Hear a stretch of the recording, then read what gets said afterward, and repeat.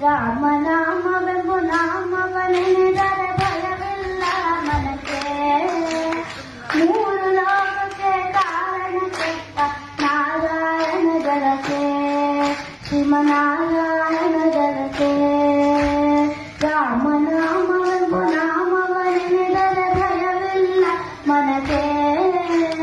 ಮೂರು ಲೋಕಕ್ಕೆ ಕಾರಣ ಕೆಟ್ಟ ನಾರಾಯಣ ಜಲಕ್ಕೆ, ಶ್ರೀಮನಾರಾಯಣ